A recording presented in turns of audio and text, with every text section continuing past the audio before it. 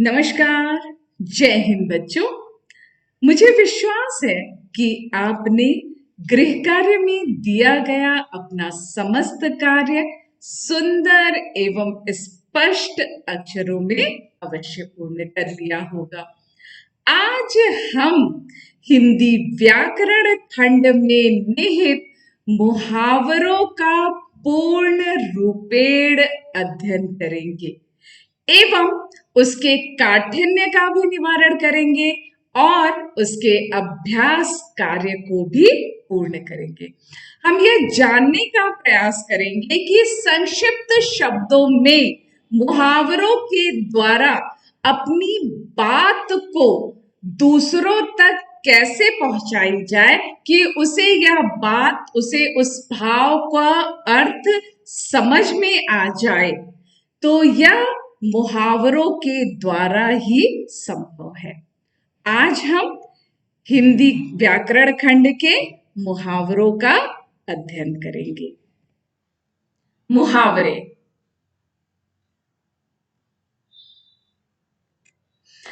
भाषा की समृद्धि और उसकी अभिव्यक्ति की क्षमता के विकास हेतु मुहावरों का प्रयोग उपयोगी होता है। भाषा को यदि समृद्ध बनाना है, अपनी बात को स्पष्ट शब्दों में किसी के सामने प्रयुक्त करना है, तो मुहावरों का प्रयोग उपयोगी होता है। भाषा में इनके प्रयोग से सजीवता और प्रवाहमयता आ जाती है। फलस्वरूप पाठक या श्रोता शीघ्र ही प्रभावित हो जाता है। यदि हम अपनी भाषा में मुहावरों का प्रयोग करते हैं, मुहावरों के प्रयोग से भाषा में एक प्रवाहमयता आ जाती है और इसके फलस्वरूप जो पाठक होता है, जो पढ़ता है, और जो श्रोता है, जो हमारी बात को सुनता है, वह शीघ्र ही प्रभावित हो जाता है। जिस भाषा में इनका जितना अधिक प्रयोग होगा, उसकी अभिव्यक्ति क्षमता उतनी ही प्रभावपूर्ण व रोचक होगी। दूसरे शब्दों में कह सकते हैं कि जिस भी भाषा में मुहावरों का प्रयोग अधिक से अधिक होगा, उस भाषा में अभिव्यक्ति की जो क्षमता होती है, जो अपने भावों को अभिव्यक्त करने की बात आती है, वह उतनी ही प्रभावपूर्ण और रोचक होगी। मुहावरा। अब हम जानते हैं कि मुहावरा किसे कहते हैं। मुहावरा शब्द अरबी भाषा का है, जिसका अर्थ है अभ्यास होना। इस प्रकार मुहावरा शब्द अपने आप में स्वयं मुहावरा है, क्योंकि यह अपने सामान्य अर्थ को छोड़कर असामान्य अर्थ प्रकट करता है। तो यदि हम मुहावरों का प्रयोग करते हैं और उसके सामान्य अर्थ को जानते हैं, तो उसका सामान्य अर्थ मुहावरों के द्वारा स्पष्ट नहीं होता है।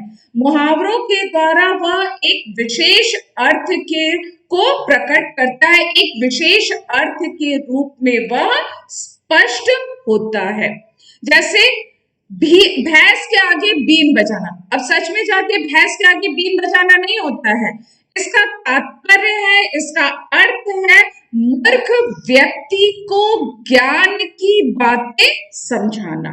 यदि हम मुहावरे का प्रयोग करते हैं कि भैंस के आगे बीन बजाना, तो इसका शाब्दिक अर्थ नहीं होगा, इसका असामान्य अर्थ या विशेष अर्थ होगा मूर्ख व्यक्ति को ज्ञान की बातें समझाना। इस आधार पर हम कह सकते हैं कि मुहावरा स्वयं में ही मुहावरा है, क्योंकि यह अपने सामान्य अर्थ को छोड़कर असामान्य अर्थ प्रकट करता है। अब उपर्युक्त वाक्यांश जो मैंने अभी आपको ऊपर दिखाया है कि भैंस के आगे बीन बजाना, उपर्युक्त वाक्यांश है ना, भैंस के आगे बीन बजाना। उपर्युक्त वाक्यांश से स्पष्ट होता है कि मुहावरा संक्षिप्त होता है, परंतु अपने इस संक्षिप्त रूप में किसी बड़े विचार या भाव को प्रकट करता है। उपर्युक्त उदाहरण में एक सीधी सी बात कही गई है कि भैंस के आगे बीन बजाना, लेकिन इस वाक्य के द्वारा एक बहुत बड़ी बात कही गई है कि मूर्ख व्यक्ति को ज्ञान की बात समझाना। तो वाक्यांश से यह स्पष्ट होता है कि मुहावरा संक्षिप्त होता है, परंतु अपने संक्षिप्त रूप में किसी बड़े विचार या भाव को वह प्रकट करता है। मुहावरा एक उदाहरण की तरह होता है जिसको भाषा में प्रयोग करके हम कठिन बातों को बड़ी सहजता के साथ दूसरों को समझा सकते हैं। एक उदाहरण के रूप में हम मुहावरों का प्रयोग करते हैं जिससे हम जिस बात को कहना चाहते हैं, हम जिस बात को स्पष्ट करना चाहते हैं, चाहे वो कितनी ही कठिन बात हो, वह कठिन से कठिन बात बड़ी सहजता से दूसरों को हम समझा सकते हैं। भाषा में यदि हम मुहावरों का प्रयोग करते हैं तो भाषा की सुंदरता और अधिक बढ़ जाती है। मुहावरों के प्रयोग से हम कितनी भी कठिन बात है उसको बड़ी आराम से, बहुत सहजता से दूसरों को समझा सकते हैं, और उसके मुहावरों के प्रयोग से भाषा की सुंदरता और अधिक बढ़ जाती है। अब मुहावरे होते कैसे हैं? मुहावरे में एक से अधिक पद होते हैं, पद यानी शब्द। तो मुहावरे में एक से अधिक शब्द होते हैं जो साधारण अर्थ का बोध न कराकर किसी विशेष अर्थ का बोध कराते हैं। अर्थात जब कोई वाक्यांश अपने सामान्य अर्थ को छोड़कर किसी विशेष अर्थ में प्रयुक्त हो जाता है तो उसे मुहावरा कहते हैं। जैसे उपर्युक्त उदाहरण के द्वारा स्पष्ट किया गया है कि जैसे उदाहरण था ना, भैंस के आगे बीन बजाना, ये इस अपने सामान्य अर्थ को नहीं स्पष्ट कर रहा है, ये किसी विशेष अर्थ को स्पष्ट कर रहा है कि मूर्ख व्यक्ति को ज्ञान की बातें समझाना।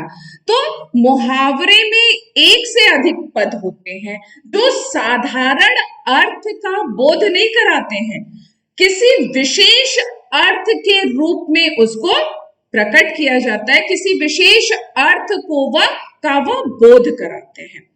अतः वाक्यांश व मुहावरा अपने सामान्य अर्थ को व्यक्त नहीं करता है, वह किसी विशेष अर्थ में ही प्रयुक्त किया जाता है, वह किसी विशेष अर्थ में ही उसका प्रयोग किया जाता है। अब हम जानते हैं कि मुहावरों की विशेषताएं क्या क्या होती है, मुहावरों का प्रयोग क्यों किया जाता है जिससे कि भाषा और अधिक सुंदर लगती है, मुहावरों की क्या क्या विशेषताएं हैं। मुहावरे में धारा प्रवाहिता होने के कारण इसका नाम वाग्धारा भी है। मतलब मुहावरों के प्रयोग में एक धारा प्रवाहता मिलती है, जैसे अगर मगर करना, टाल मटोल करना। हम सीधे शब्दों में कह सकते हैं कि टाल मटोल कर रहा है, लेकिन हम व्यंग में करते हैं या उसको एक विशेष अर्थ में देते हैं तो हम कह सकते हैं कि अगर मगर करना, यह एक धारा प्रवाहिता के रूप में व्यक्त होती है। दूसरा, मुहावरा विशेष अर्थ में प्रयुक्त होता है, जैसे गांठ बांधना। गांठ बांधना का सामान्य अर्थ होता है किसी चीज में गांठ लगाना, लेकिन मुहावरे के रूप में जब हम गांठ बांधना का प्रयोग करते हैं तो इसका अर्थ होता है किसी चीज को याद रखना। हम ये कहते हैं कि तुम अब यह बात गांठ बांध लो, तो यहाँ पर गांठ बांधने का अर्थ तुम यह बात अच्छी तरह से याद रख लो। तीसरा, मुहावरा वाक्य का अंग बनकर प्रयुक्त होता है, स्वतंत्र रूप से नहीं होता है। अर्थात हम स्वतंत्र रूप से सिर्फ मुहावरों का प्रयोग नहीं कर सकते हैं, मुहावरों का प्रयोग हम वाक्य के अंतर्गत वाक्य में ही कर सकते हैं। जैसे आकाश पाताल एक करना, यह एक पदबंध है जो वाक्य में अपना रूप दे पाएगा। यदि हम कहते हैं आकाश पाताल एक करना, तो इसका कोई अर्थ नहीं निकलता है। यदि हम वाक्य में प्रयोग करके कहते हैं कि रमेश ने परीक्षा में प्रथम आने के लिए आकाश पाताल एक कर दिया, यानी कठिन परिश्रम किया, तो यह एक सिर्फ पदबंध होता है, स्वतंत्र रूप में इसका प्रयोग नहीं किया जा सकता, स्वतंत्र रूप में इसका कोई उपयोग में नहीं आता है। मुहावरों को पर्यायवाची या समानार्थी शब्दों से नहीं बदल सकते हैं। मुहावरों का जो एक प्रयोग का या मुहावरों के जो शब्द होते हैं, हम उन्हीं शब्दों का प्रयोग कर सकते हैं। हम मुहावरों के लिए पर्यायवाची या समानार्थक शब्दों का प्रयोग नहीं कर सकते। जैसे कमर टूटना, कमर टूटना के स्थान पे हम पट्टी टूटना का प्रयोग नहीं कर सकते हैं, क्योंकि वह भाव ही नहीं आएगा। तो मुहावरों को पर्यायवाची या समानार्थक शब्दों से नहीं बदल सकते हैं। पांचवा, मुहावरों के रूप में परिवर्तन नहीं होता है। मुहावरे जिस रूप में प्रयुक्त होते हैं, जिस रूप में बोले जाते हैं, मुहावरे उसी रूप में लिखे जाते हैं, उनके रूप में कोई भी परिवर्तन नहीं होता है। छठा, वाक्य बनाते समय मुहावरों का प्रयोग किया जाता है, उसके अर्थ का नहीं। वाक्य को जब हम मुहावरों का प्रयोग करते हैं, लेकिन उसका जो एक अर्थ होता है, उसके अर्थ का, सामान्य अर्थ का प्रयोग नहीं करते, वह एक विशेष अर्थ के रूप में हम मुहावरों का प्रयोग करते हैं। तो मुहावरों की ये सारी विशेषताएं हैं कि मुहावरों में धारा प्रवाहिता होती है, मुहावरे एक विशेष अर्थ के रूप में प्रयुक्त होते हैं, मुहावरे वाक्य का अंग बन के प्रयुक्त होता है, स्वतंत्र रूप में नहीं, अथवा मुहावरों का पर्यायवाची या समानार्थक शब्दों से नहीं बदल सकते हैं। मुहावरों के रूप में कोई परिवर्तन नहीं होता है और वाक्य बनाते समय मुहावरों का प्रयोग किया जाता है, उसके सामान्य अर्थ का नहीं। अब हम जानते हैं कि मुहावरों का क्या महत्व है। मुहावरों के सफल प्रयोग से, यदि आप मुहावरे का उचित प्रयोग करते हैं, तो भाषा में सरलता आती है, भाषा में सरसता आती है, भाषा सहज बनती है, भाषा का सौंदर्य और अधिक बढ़ जाता है, भाषा में प्रवाहता आती है, भाषा की विलक्षणता बढ़ जाती है, भाषा का माधुर्य बढ़ जाता है, भाषा में स्वाभाविकता आती है और वाक्य के द्वारा चमत्कार या प्रभाव उत्पन्न होता है। तो मुहावरे का यदि हम उचित प्रयोग करते हैं, तो हमारी भाषा सरल, सरस, सहज, विलक्षण, स्वाभाविक और एक प्रभाव उत्पन्न करने वाली भाषा हो जाती है। दूसरा, इससे अभिव्यक्ति अधिक सशक्त और प्रभावशाली, आकर्षक बनती है। इससे हम जो बात कहना चाह रहे हैं, जिस भाव को हम अभिव्यक्त करना चाह रहे हैं, वो और अधिक प्रभावशाली और अधिक आकर्षक बन जाता है। इसके द्वारा थोड़े में बहुत अधिक भाव अभिव्यक्त होते हैं। मुहावरों के द्वारा थोड़े शब्दों में बहुत सारा भाव, बहुत सारा विशेष अर्थ अभिव्यक्त हो जाता है। तो हमने जाना कि मुहावरों का क्या महत्व होता है। मुहावरे के प्रयोग से भाषा सरल बन जाती है, सरस बन जाती है, स्वाभाविकता आती है, सहज हो जाती है, उसमें विलक्षणता आ जाता है और भाव, उसका जो प्रभाव होता है वह और अधिक आकर्षक रूप में अभिव्यक्त होता है। इससे अभिव्यक्ति, इससे हम जिस भाव को व्यक्त करना चाहते हैं वह और अधिक सशक्त और प्रभावशाली बन जाती है, साथ ही साथ आकर्षक भी बन जाती है। इस मुहावरों के द्वारा थोड़े से शब्दों में, थोड़े से वाक्यों, थोड़े से शब्दों में हम बहुत अधिक भाव को अभिव्यक्त कर सकते हैं। उदाहरण देखते हैं। अपना अपना राग अलापना, अपनी अपनी ही बातें करना। यदि हम इसको वाक्य में प्रयोग करते हैं तो कहते हैं राम हमेशा अपना ही राग अलापता रहता है, यानी अपनी ही बातें करता रहता है। यदि हम इसको सामान्य अर्थ में कहते हैं कि राम हमेशा अपनी ही बातें करता रहता है, तो वह भाव नहीं आता है। यदि हम मुहावरों का जब प्रयोग करके कहते हैं और कहते हैं कि राम हमेशा अपना ही राग अलापता रहता है, तो वह भाषा आकर्षक और सुंदर प्रतीत हो रही है। दूसरा, आग बबूला होना, गुस्से में भर जाना।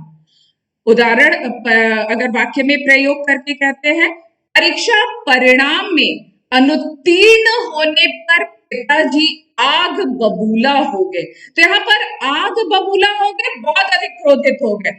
तो आग बबूला वह जो भाव उत्पन्न कर रहा है वो दूसरे शब्दों के द्वारा वह भाव उत्पन्न नहीं हो पाएगा।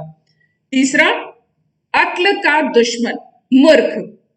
यदि हम किसी को सामान्य शब्दों में मूर्ख कहते हैं तो वो क्रोधित हो जाएगा। यदि हम कहते हैं सुरेश अक्ल का दुश्मन है, उसे समझाने से कोई लाभ नहीं, अर्थात वह भाषा और अधिक आकर्षक यानी संक्षिप्त शब्दों में उसके व्यक्तित्व को पूर्ण रूप से प्रकट कर रहा है, हमारे मन के भावों को पूर्णता अभिव्यक्त कर रहा है। ईंट से ईंट बजाना, पूर्ण रूप से नष्ट करना। वाक्य में प्रयोग के आधार पर देखें तो नादिर शाह ने दिल्ली में ईंट से ईंट बजा दी। इसको हम सामान्य रूप में भी कह सकते हैं, लेकिन वह भाव, वह आकर्षकता भाषा में नहीं आएगी। जैसे उल्लू सीधा करना, स्वार्थ सिद्ध करना। वाक्य में प्रयोग करते हैं, नेता लोग अपना उल्लू सीधा करने के लिए झूठे वादे करते हैं। नेता अपने स्वार्थ के लिए लोगों से झूठे वादे करते हैं। तो यहाँ पर वह भाव, नेताओं का जो स्वार्थ सिद्ध करने वाला भाव है, तो सामान्य शब्दों में बहुत स्पष्टता से, बहुत सहजता से व्यक्त कर दिया गया और सामने वाले को वह भाव समझ में भी आ गया। जैसे गंगा नहाना, कोई बहुत बड़ा कार्य पूर्ण कर लेना। पुत्री का संपन्न घर में विवाह कर माता पिता को लगा मानो वे गंगा नहा लिए। यदि हम इसको सामान्य शब्दों में कहें, पुत्री का विवाह कर माता पिता को लगा कि उन्होंने उनका सारा कार्य पूरा हो गया, तो वह भाव, वह आकर्षकता भाषा में नहीं दिखाई देती है। जैसे कि हम मुहावरों का जब प्रयोग करके कहते हैं कि पुत्री का संपन्न घर में विवाह करके माता पिता को लगा कि उन्होंने गंगा नहा लिया।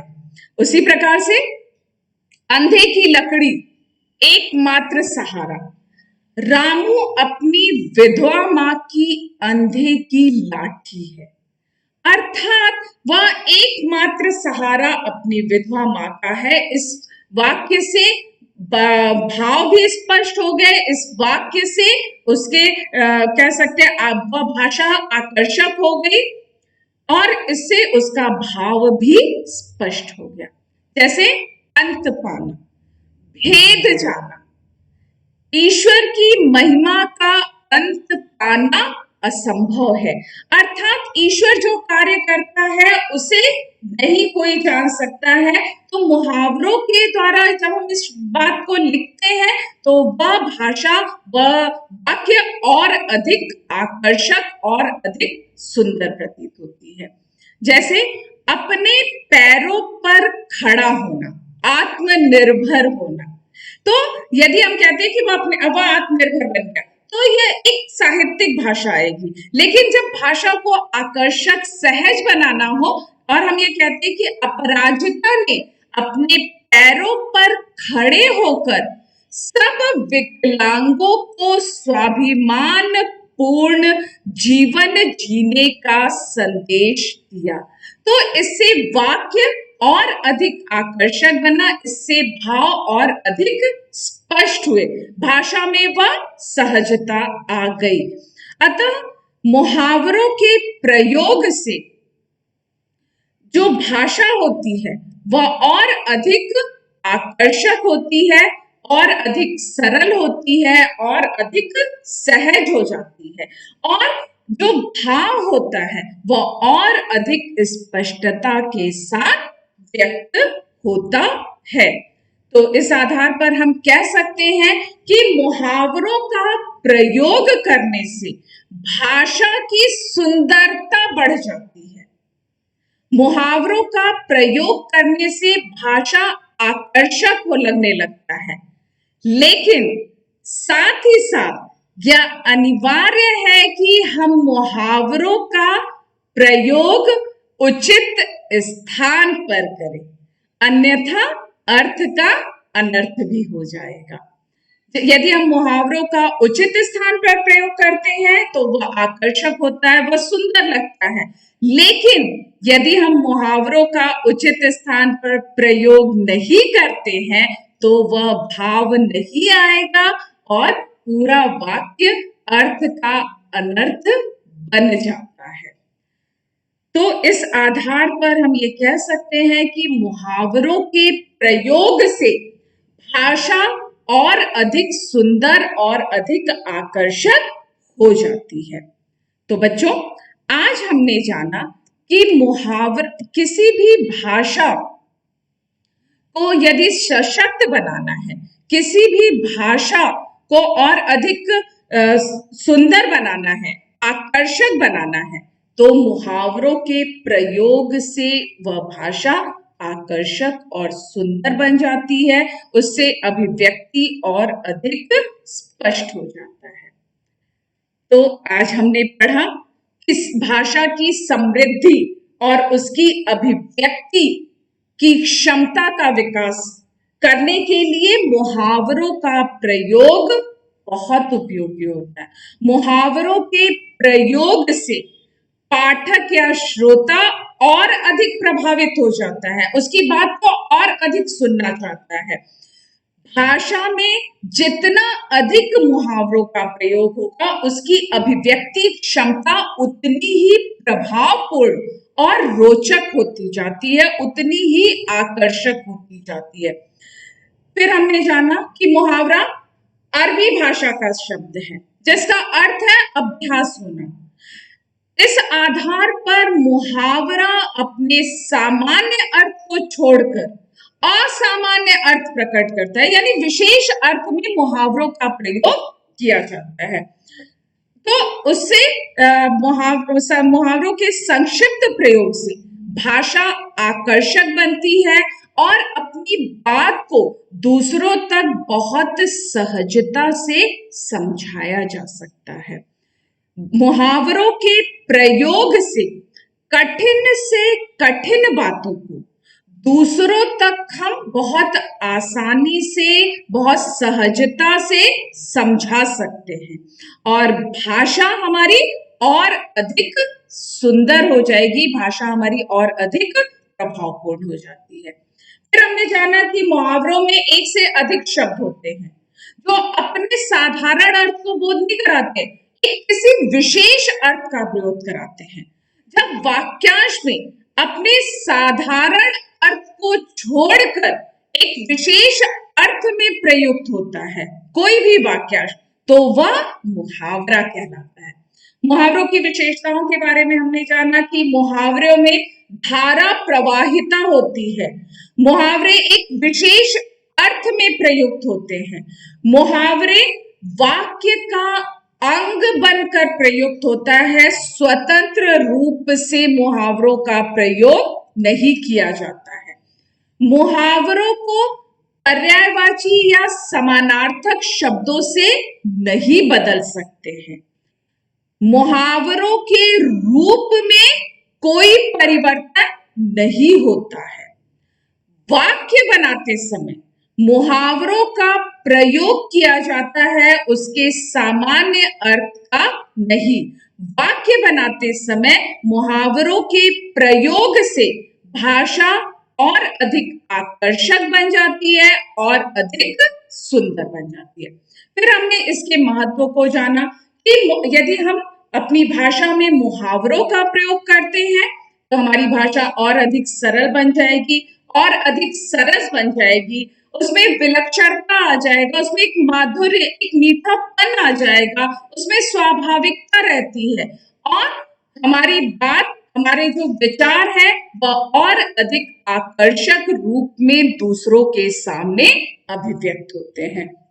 मुहावरों के द्वारा थोड़े से शब्दों में बहुत अधिक भाव को हम अभिव्यक्त कर सकते हैं। उदाहरणों के द्वारा हमने जाना कि अगर हम इसको सामान्य शब्दों में इन उदाहरणों को, इन वाक्यों को लिखते हैं तो वह भाव, वह स्पष्टता, वह आकर्षकता हमारी भाषा में नहीं आ पाएगी जो मुहावरों के प्रयोग से आती है। इस आधार पर हम कह सकते हैं कि मुहावरों का प्रयोग करने से भाषा की सुंदरता बढ़ जाती है, अर्थात भाषा और अधिक आकर्षक हो जाता है।